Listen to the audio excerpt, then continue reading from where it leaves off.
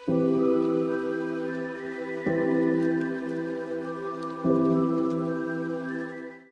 TV ગુજરાતમાં હું અરવિંદ ચૌહાણ તમારું દિલથી હાર્દિક સ્વાગત કરું છું. મિત્રો, આપણે આજે આવી ચૂક્યા છીએ ભાકોદરની અંદર. અહીંયા સંત રામપાલજી મહારાજનો એક દિવસીય સત્સંગનું આયોજન કરવામાં આવ્યું છે. તો આપણે આ સત્સંગ હોલની અંદર એમના શિષ્યો કઈ રીતના આયોજન કરે છે એ વિશે જાણીશું.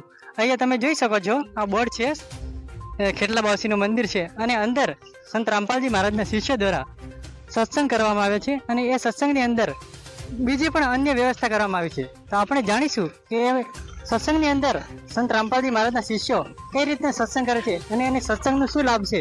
અને એક બીજી કબીર સાહેબની વાણી છે કે સંત મિલન કો ચાલીએ તજ માયા અભિમાન, જો જો કદમ આકે રખે સો સો યજ્ઞ સમાન. તો આ વાણીનો શું ભાવાર્થ છે અને એ સત્સંગના માધ્યમથી લોકોને શું સંદેશ આપવા માંગે છે એ વિશે આપણે વિસ્તારથી જાણીશું. જોડાઈ રહો અમારી સાથે. આપણે અહીંયા સંત રામપાલજી મહારાજને સત્સંગ ચાલી રહ્યો છે અને ગેટની આગળ આપણે આવીને ઊભા છીએ. તો અહીંયા એક બેનર લગાવેલું છે, તમે જોઈ શકો છો. અહીંયા સંત રામપાલજી મહારાજના વિશ્વ કલ્યાણ માટે જે ઉદ્દેશ્ય છે એના વિશે જાણકારી આપેલી છે. એમાં લખેલું છે કે વિશ્વ को सत भक्ति देकर मोक्ष प्रदान करना, दहेज भारत से दहेज रूपी रावण को जड़ से उखाड़ फेंकना, नशा मुक्त भारत बनाना, માંસાહાર મુક્ત ભારત બનાના, ऐसे એવા ઉદ્દેશ્ય છે. અને બીજા અન્ય ઉદ્દેશ્ય પણ સંત રામપાલજી મહારાજના છે.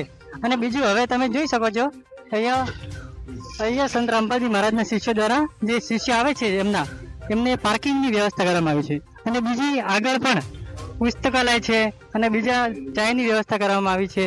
અને અહીંયા સંત રામપાલજી મહારાજની જે સત્સંગ હોલ છે એ સત્સંગ ચાલી રહ્યો છે. આપણે હવે અંદર જઈશું સત્સંગની અંદર અને એ સત્સંગ કઈ રીતના ચાલે છે એ વિશે તમને જણાવીશું. જોડાઈ રહો અમારી સાથે.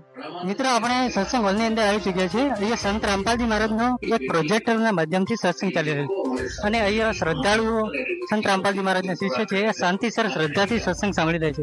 એમાં મોટા છે અને નાના છોકરાઓ પણ સત્સંગ સાંભળી રહ્યા છે.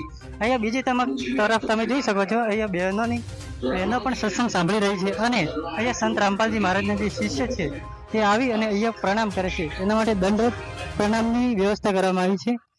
અને હવે આપણે બહાર જઈશું અને બીજી અન્ય વ્યવસ્થા વિશે આપણે સંત રામપાલજી મહારાજના શિષ્ય વિશે આ સત્સંગમાં શું શું જાણવા મળ્યું છે એના વિશે જાણીશું. એમના અનુભવ વિશે જાણકારી મેળવીશું.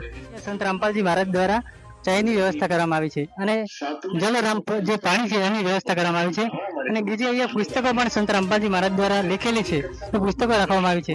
અને બીજા કેટલાક શ્રદ્ધાળુઓ અહીંયા સત્સંગ સાંભળવા માટે આવ્યા છે. તો આપણે એમના જોડેથી જાણીશું કે આ સત્સંગના માધ્યમથી એમણે શું જાણ્યું અને કેવો એમનો અનુભવ છે એના વિશે જાણકારી મેળવીશું. મિત્રો, અહીંયા એક કાકા સંત રામપાલજી મહારાજનો સત્સંગ સાંભળવા માટે આવ્યા છે. તો એમના જોડેથી આપણે જાણીશું કે એમને આ સત્સંગથી શું જાણવા મળ્યું અને એમના શિષ્યોનો અનુભવ કેવો છે એના વિશે જાણકારી મેળવીશું. નમસ્કાર કાકા. હા ભાઈ, આ સત્સંગ સત રામપાલજીનો બરાબર ચાલે છે અને વ્યસન મુક્તિનો જે તે સારું કાર્ય થાય છે. અમારા ગામના માણસો અંદર જોડાયેલા છે અને સારી ભક્તિ કરે છે. ધન્યવાદ. કાકાએ જાણકારી આપણને જાણકારી આપી કે આ સત્સંગના માધ્યમથી કે એમનો અનુભવ કે સંત રામપાલજી મહારાજ છે એ એક સારું સમાજ કલ્યાણ માટે સારું કાર્ય કરે છે અને એમના શિષ્ય છે એ વ્યસનથી દૂર રહે છે અને એક સમાજમાં એક સારો સંદેશ મોકલે છે એવું કાકાનું કહેવું છે. તો હવે આપણે બીજું અન્ય જે લોકો છે એમના જોડેથી પણ જાણીશું કે સંત રામપાલજી મહારાજના સમાજમાં શું યોગદાન છે અને બીજા અન્ય કયા કયા કાર્યક્રમો અહીંયા રાખવામાં આવેલ છે. સંત રામપાલજી મહારાજના શિષ્ય છે એ આવી ચૂક્યા છે. તો એમને જોડેથી આપણે જાણીશું કે અહીંયા સત્સંગની અંદર આવ્યા છે એમના અનુભવ વિશે આપણે જાણકારી મેળવીશું. નમસ્કાર સર. સાહેબ. સર, તમારું નામ શું છે? મારું નામ દીપક છે. સર, તમે અહીંયા શા માટે આવ્યા છે? હું અહીંયા સંત રામપાલજી મહારાજનો સત્સંગ સુનવા માટે આવ્યો છું.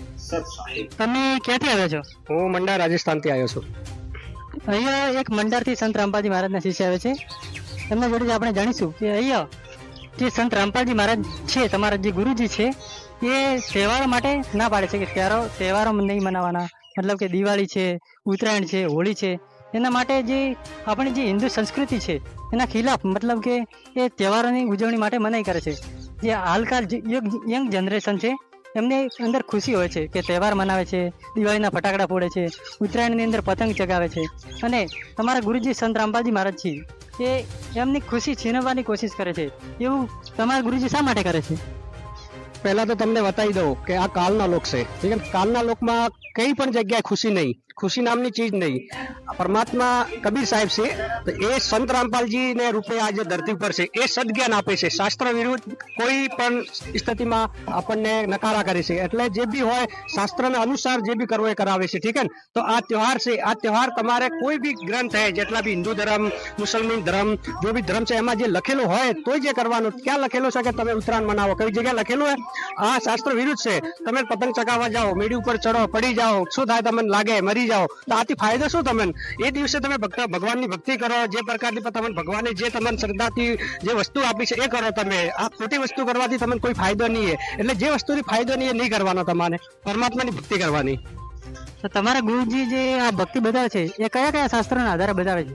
તમે જે બી શાસ્ત્ર ખોલો એ પ્રમાણ સહિત બતાવે છે. જैसे कि ગીતા, વેદ, પુરાણ, બાઇબલ, કુરાન શરીફ, ગુરુ ગ્રંથ સાહેબ, જેટલા બી ધર્મ ગ્રંથ છે એમાં સ્પષ્ટ રૂપથી જે શાસ્ત્રોને અનુસાર છે જ્ઞાન એ ખોલીને બતાવે છે. જો કે સટીક છે. ઠીક છે ને? એના માટે કીધું છે કે તહેવારોથી કોઈ ખુશી નહીં મળતી, સદભક્તિથી ખુશી મળે છે. તો તમારા ગુરુજી એવા કયા શાસ્ત્રની અંદર કે કબીર સાહેબ ભગવાન છે એવું પ્રમાણ કઈ જગ્યાએ આપેલું છે? બધી જગ્યાએ છે. વેદ તમે ખોલીને દેખો, જે વેદમાં છે એનું પૂર્ણ રૂપથી સારાંશ લખેલું છે. ગીતામાં પણ લખેલું છે, ગુરુ ગ્રંથ સાહેબમાં લખેલી છે. તમે રાજસ્થાનના લોકદેવતા બાબા રામદેવ સાહેબ એની 24 પ્રમાણ પુસ્તક છે એમાં પણ લખેલું છે. બધી જગ્યાએ લખેલું છે કે કબીર સાહેબ પૂર્ણ પરમાત્મા છે. એના માટે તમે સત્સંગ સાંભળો. સંત રામપાલજી મહારાજના અનેકો સત્સંગ છે, એમાં પ્રૂફ સહિત બધું રામપાલજી મહારાજનું સત્સંગ સાંભળો. અને અનેકો પુસ્તક સંત રામપાલજી મહારાજે છપાઈ છે, એ તમે એનું નિરીક્ષણ કરો. તમે જોયો એને. ધન્યવાદ સર. નમસ્કાર સત સાહેબ. તો મિત્રો, અહીંયા એક રાજસ્થાનથી સંત રામપાલજી મહારાજના શિષ્ય આવ્યા છે. એમણે આપણને એક સારી જાણકારી આપી કે આ જે તહેવાર છે એ મનાવવાથી દુર્ઘટના બની જાય છે, અને બીજી તરફ આપણે ભક્તિ કરીએ તો એક સાચા માર્ગે ચાલી શકીએ, અને એક સારો સંત રામપાલજી મહારાજનું કાર્ય છે સમાજ કલ્યાણ માટે. એ હવે આપણે નવી जानकारी માટે जुड़े रहो हमारे साथ सतलोक टीवी गुजरात। सतलोक टीवी गुजरात फेसबुक पेज को लाइक और फॉलो करना न भूले। अधिक जानकारी के लिए आज ही डाउनलोड कीजिए संत रामपाल जी महाराज एंड्रॉइड ऐप।